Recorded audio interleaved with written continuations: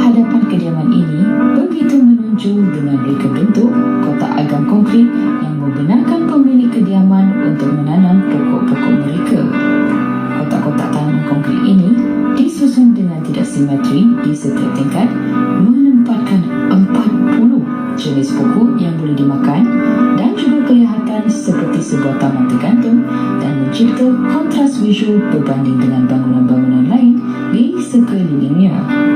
Menariknya, pokok-pokok ini bukan sekadar mencari hiasan lanskap di kawasan kejiranan, malah mengeluarkan hasil buah-buahan dan sayuran sepanjang tahun sekaligus memberikan jawapan kepada sistem penanaman komersial di kawasan urban padat yang sentiasa mengalami masalah kekurangan lahan.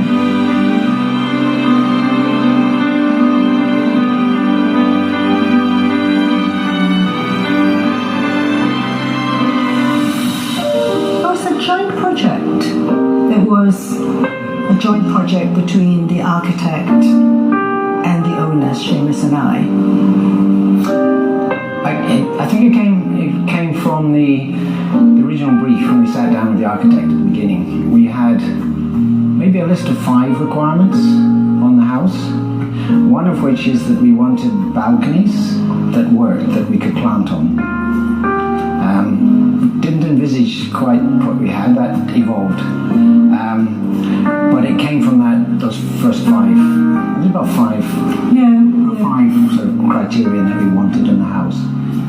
We were really novices at growing things. We hadn't had much success in the house we had out in Bocadillo, and we tried planting various things with some limited success.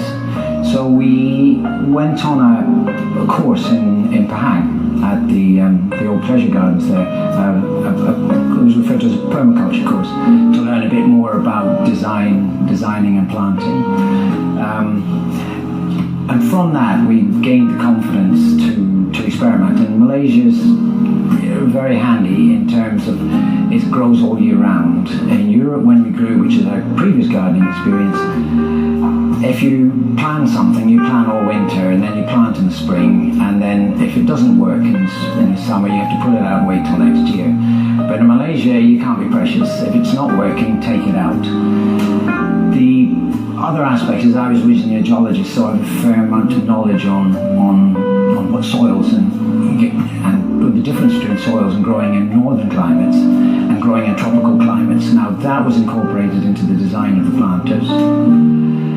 And it's taken a while, but we've managed to improve our soils to be sort of a hybrid between what would be a tropical soil, which tends to grow just on the surface, on the top.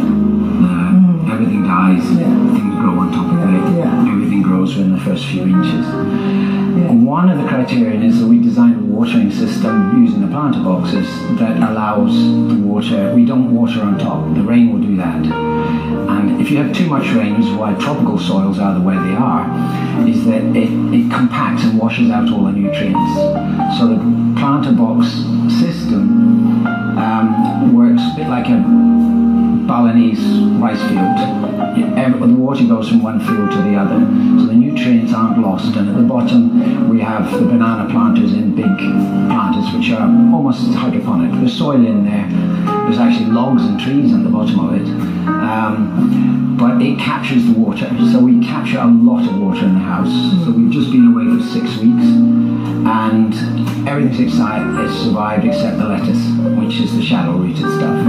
But the water's coming up from the bottom, which prevents the compaction of the clays into the soil, which creates a sort of a barrier for the soil. So it's a bit of a hybrid soil we've created, and we've changed it. The other thing is that you very quickly notice the soil dropping in levels. You think you filled it, and then a year later it's down, a year later it's lower, because everything decomposes very quickly here. So we've had to learn all that. Now, I've not seen this house covered in so many plants after being away for 6 weeks, or in 3 years. So we've experimented with things, we've lost things, but we've not been precious with them. This big vine up the back of the house here was cut back a year ago when it got infested. So we got rid of all of that, and within 6 months it was completely covered up 30 feet.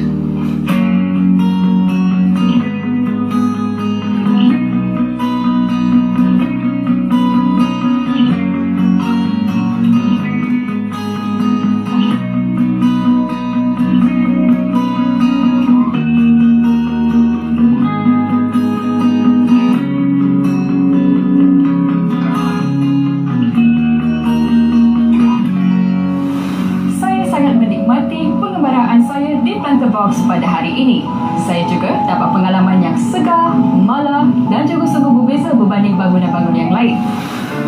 Pada setiap episod, Casalokal akan memberi tips bagaimana untuk mengadaptasi projek seni bina mingguan ke dalam reka bentuk bangunan biasa. Berikut adalah tips-tips tersebut.